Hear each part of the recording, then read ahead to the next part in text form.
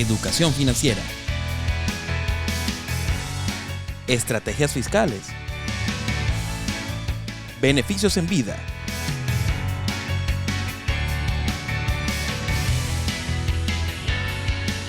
y mucho más.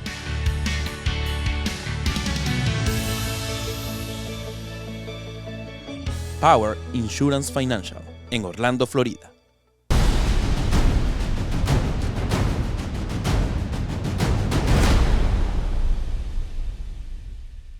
Hola, buenas noches nuevamente, como todos los martes. Gracias por acompañarnos. Mi nombre es Eduardo Figueroa. Como siempre, los estaremos pues informando, intentando matizar un poco lo que ocurre dentro y fuera del país. Como siempre, nos estará acompañando hoy Luis. Luis, buenas noches, brother. Buenas noches, Eduardo. Buenas noches a toda la audiencia de Factores de Poder. Un placer nuevamente estar con ustedes compartiendo este espacio. Y bueno, vamos a dirimir a ver qué ocurrió durante esta semana a nivel político y social, a nivel mundial y en Venezuela también, sobre todo. Bueno, como siempre, mucho de qué hablar. Empezamos como se ha venido haciendo en las últimas semanas, empezamos hurgando un poco en lo que ha sido, lo que ya realmente se ha convertido desde hace muchos años en lo que es el circo político, el chavismo, la cloaca del chavismo y el circo político de los pseudo opositores de oposición. A mí no me gusta, luego del encontronazo que yo tuve en la Universidad de Oviedo, para algunas personas que vieron el video con Leopoldo, a mí no me gusta engancharme mucho hablando de Leopoldo López, porque realmente tenemos que pasar la página y seguir adelante, y para mí es tiempo perdido. Sin embargo, bueno, aprovecho este espacio para hablar de este tema, de el libro que están publicando, de que nos quieren muertos, se titula. Bueno, hay varios capítulos, hay algunos que dicen que es una novela que tiene hasta capítulos de novela erótica, porque bueno, hay unos capítulos donde Lilian habla de cómo ella sentía la vigorosidad de Leopoldo cuando hacían el amor en la celda y tal. Y hay una periodista, de verdad que yo no la conozco, trabaja para un canal en Miami, venezolana, y mira, chamo, además muy sobria, y lo dice, esto es una vergüenza, no que hablen de sus relaciones íntimas, sino que intenten ellos matizarse con los verdaderos presos políticos en Venezuela. Las personas que no tienen ese botón de pánico de, hey, me fastidia la cárcel, como hacen todos los políticos que pertenecen, que militan en partidos de oposición, todos tienen un botón rojo de pánico donde dicen, hey, tengo 6 meses, tengo 3 meses, ya estoy cansado, a pesar de que estoy en sitios VIP, me voy y paso a unas negociaciones, me voy del país y me voy además con dinero. Y realmente hay que recordarlo, porque hasta que el último venezolano no entienda que tenemos que pasar por encima de esta falsa oposición que no tiene nada que ofrecer y que ha pactado y que, como tú lo has dicho, tienen una relación simbiótica con el régimen, nosotros vamos a seguir perdiendo tiempo, perdiendo vidas, perdiendo patriotas que se van del país buscando una vida mejor. Entonces, bueno, todo es esta novela, porque realmente es una novela y es una novela de ficción, porque yo he estado en lugares, acá en la Universidad de Oviedo, tú escuchabas la exposición de Leopoldo hablando que él estuvo en una celda de 2x2, en una placa de concreto, y tú y yo que estuvimos en Ramo Verde sabemos que son mentiras, sabemos que comía a la carta, sabemos que tenía un edificio, salones de juegos, tenía jardín, tenía gimnasio. Entonces tú dices, estos son ficciones y ni siquiera me da curiosidad leerlo porque son realmente algo que ellos crearon en su cabeza y que además creen, yo estoy seguro, ellos lo creen como real, Luis. ¿No? Y Eduardo, o sea, hay que acotar y aclarar que esos espacios solamente eran de él. O sea, para nada fue igual la prisión de cualquier prisionero político que estuviese en Ramo Verde, en el SEBIN, en el DIGESIN, sobre todo, a la que pudo haber vivido Leopoldo, Daniel Ceballos, Luchense, Escarano, el mismo Antonio Ledesma. Ninguno de los Y que pertenecen al partido político. salvando las diferencias de que obviamente tú preso ni en tu casa.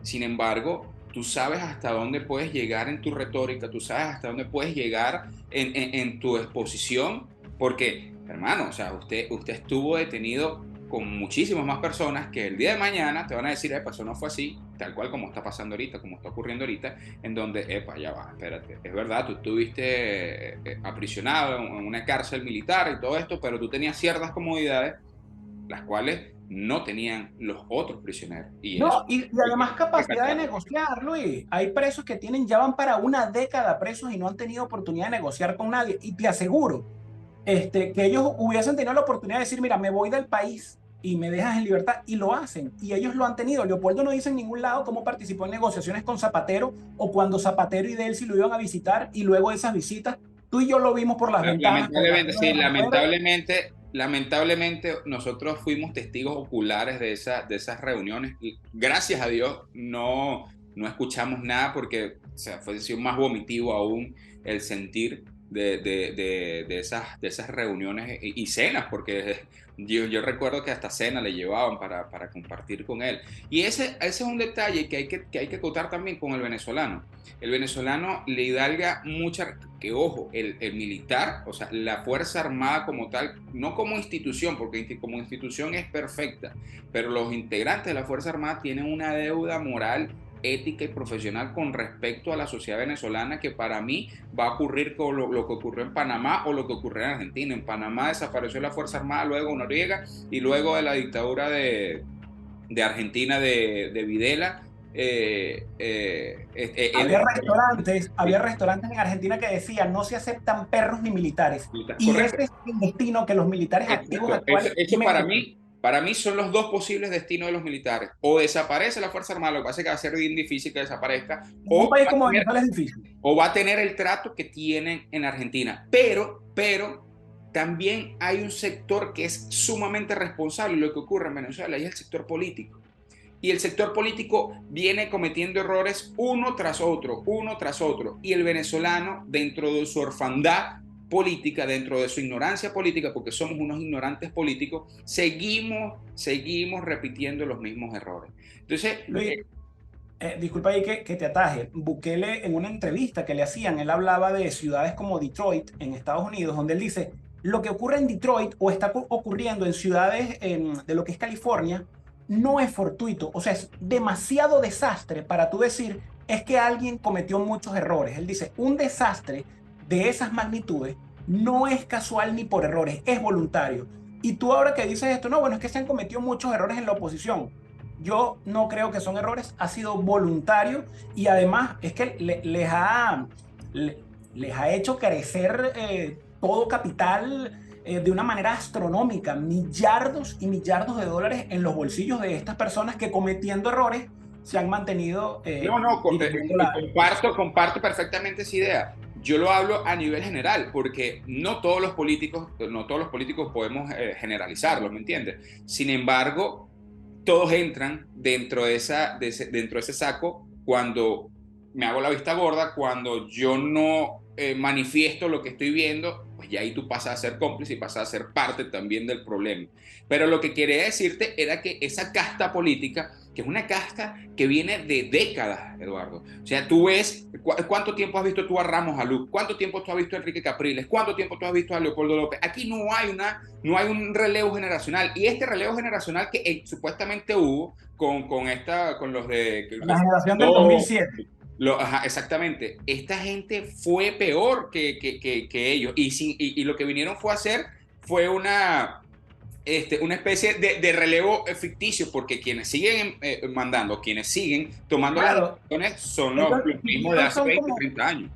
Ellos fueron unos muñecos de trapo, los bausanes de la primera generación, que yo la llamo la de Ramos Alú, luego la segunda generación, que viene siendo la de Leopoldo, la de Capriles, y bueno, ahora ellos. Mira, y aprovechando lo de la Fuerza Armada, yo quiero recordar también informar, porque muchísimas, la gran mayoría no lo sabe.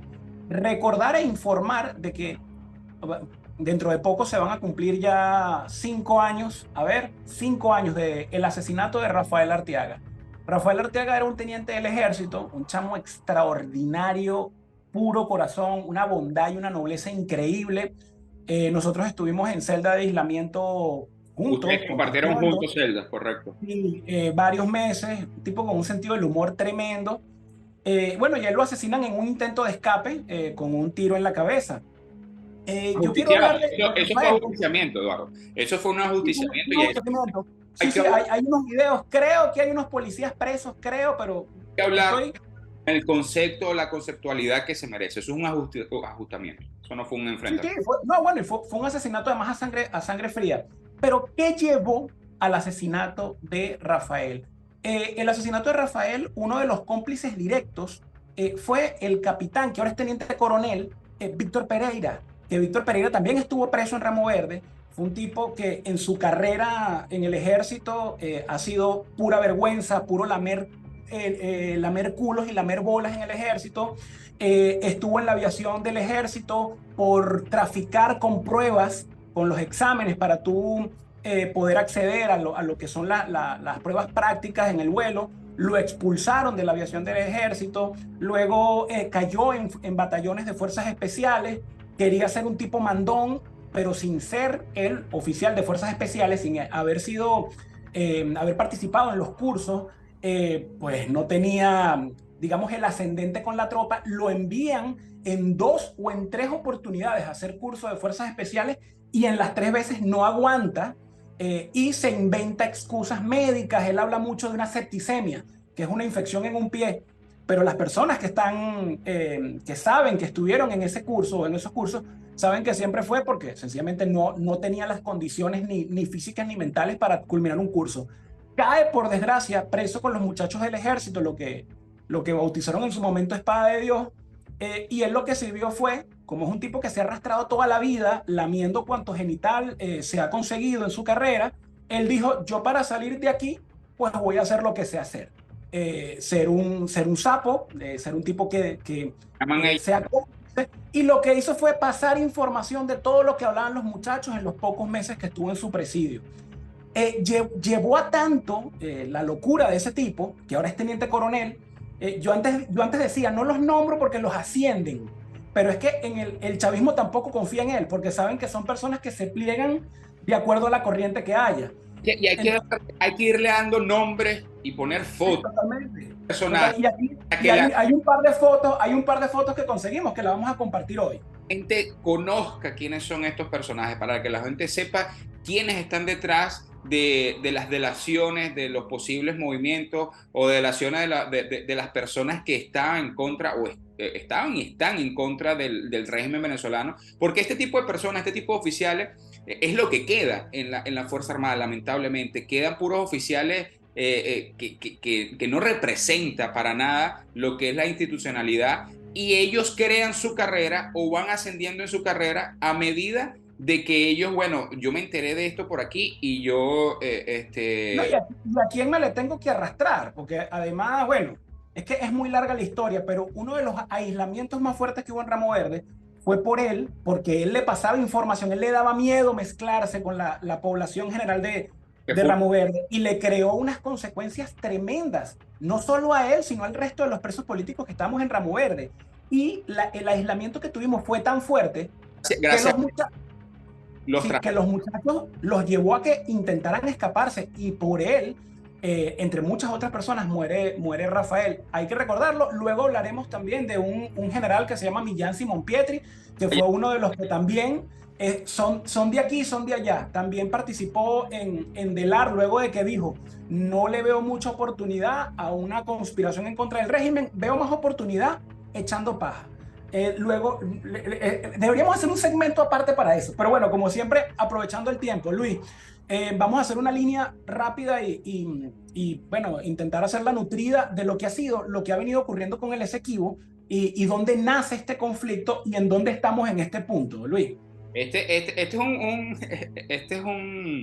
problema, no un problema, este es un debate que tiene Venezuela. Bueno, inició desde la Gran Colombia, en 1819, cuando la Gran Colombia se realiza. Se disuelve. Nace la Gran Colombia en 1819. Ya Venezuela, la Gran Colombia sabía cuáles eran los límites con la Guyana británica. ¿Qué ocurre?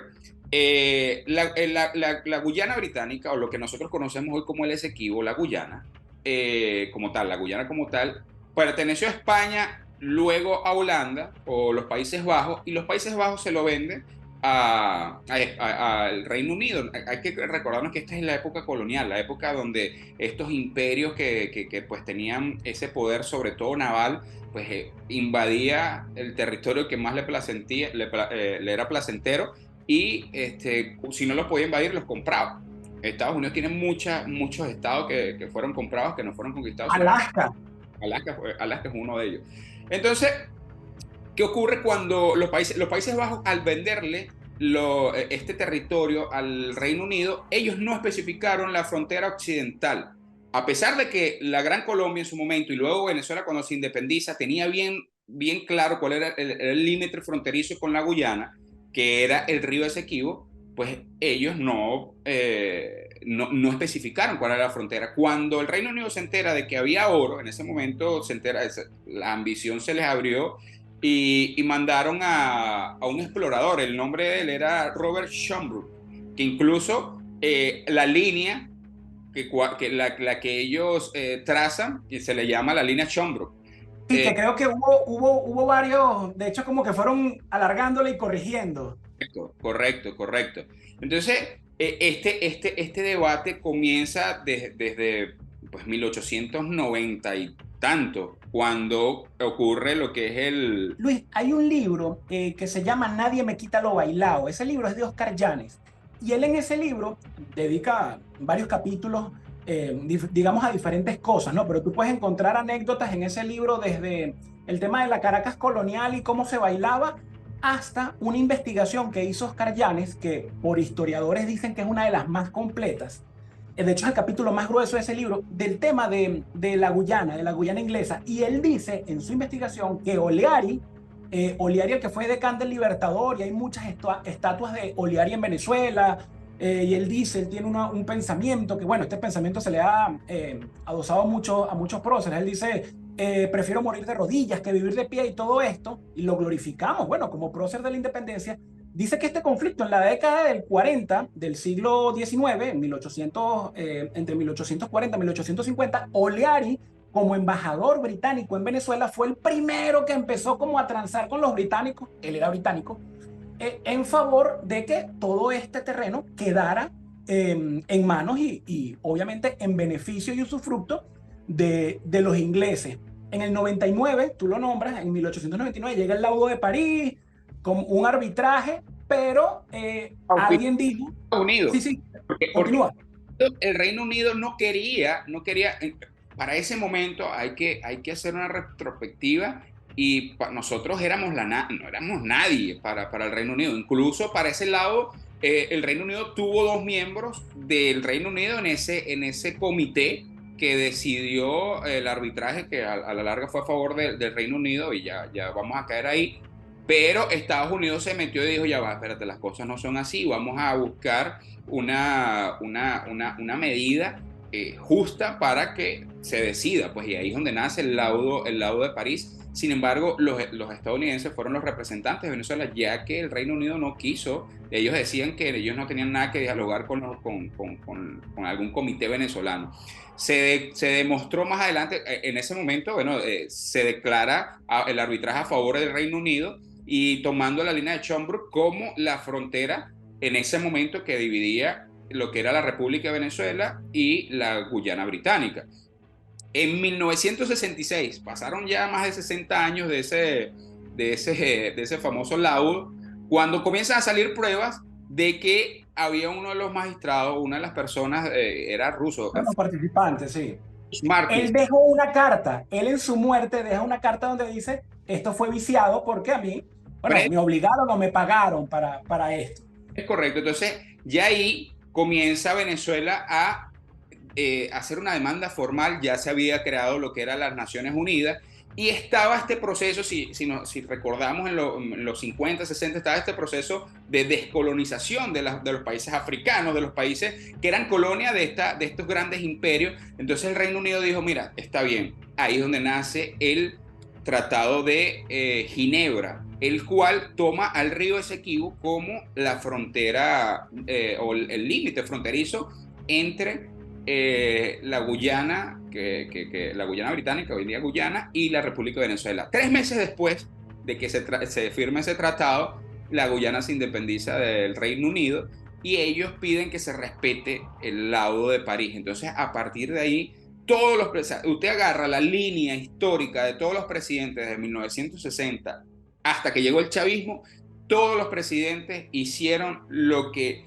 estaba a su alcance y lo que la parte judicial internacional amerita hasta que llegó el chavismo. Para mantener vivo además el tema en tribunales. Correcto, correcto, correcto. Entonces llega el chavismo y bueno, todos sabemos cuáles fueron las posiciones de Chávez y de Maduro como canciller, porque porque hoy en día ellos salen los defensores del Esequibo, pero cuando era canciller de Chávez y Chávez decía, nos querían enfrentar, aquí no somos enemigos, aquí somos un país integrador, textualmente, somos un país integrador. En uno de los principales discursos cuando él dijo que él no se lavaba las manos con el tema de la Guyana.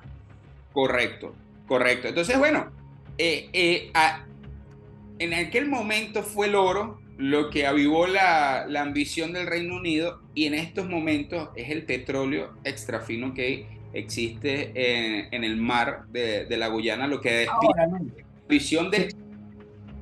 No, bueno, disculpa. Que muy aparte de los minerales, sí, son 200.000 kilómetros cuadrados de minerales y tal. Ahora imagínate tú, yo fuera guyanés y yo estuviera temblando, pues yo digo, bueno, imagínate tú, Venezuela con 914.000 kilómetros cuadrados no ha logrado mantener su soberanía, ni siquiera la alimentación de 1 metro cuadrado.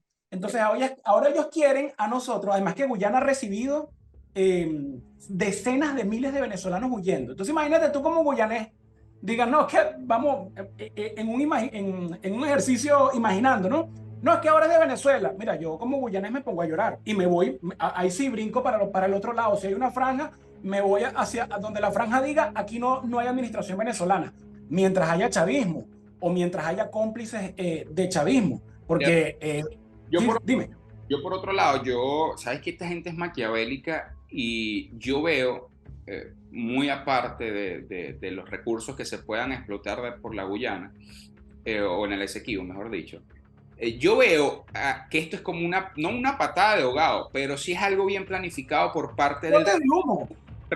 Con respecto a que, si tú te ves a la historia, hay muchos presidentes, no nada más, no en Venezuela, porque en Venezuela yo creo que es la primera vez que va a ocurrir, pero sí en la región, que cuando ven su popularidad disminuida, cuando ven que ya lo que llaman el soberano no los apoya, ellos buscan avivar el nacionalismo, avivar ese fragor que nace cuando tú vas a defender algo que te arraiga. El manual comunista dice que tienes que apelar a lo que es el chauvinismo, que viene siendo este nacionalismo exacerbado, y buscar un enemigo o exterior, o un enemigo interior, o un enemigo anterior. En este momento, bueno, así como estos oficiales que nombramos hoy, que ellos son de aquí, son de allá, hoy me conviene ser de aquí, hoy me conviene ser de allá, bueno, realmente ellos ahora el conflicto con la Guyana, ellos consideran que les puede ayudar en algo y lo están usando, Luis. Eso, así lo veo. Para finalizar, porque el tiempo siempre se nos va volando, Eduardo, la Corte Penal Internacional en estos momentos tiene la demanda que hizo la Guyana para que ellos tomen la decisión con respecto al problema territorial que existe entre ambos países. Venezuela no quiere nada con la Corte Penal porque, ¿qué ocurre? Que nosotros tenemos todo, tenemos las pruebas, tenemos los documentos necesarios para demostrar que ese territorio es nosotros. El territorio que nosotros estamos reclamando representa el 60% de lo que es la Guyana en estos momentos, o sea, casi 160.000 kilómetros cuadrados, 159.000 y algo. Exacto. Pero a ellos no les conviene que sea la Corte Penal quien nos otorgue el territorio, porque paralelamente a esa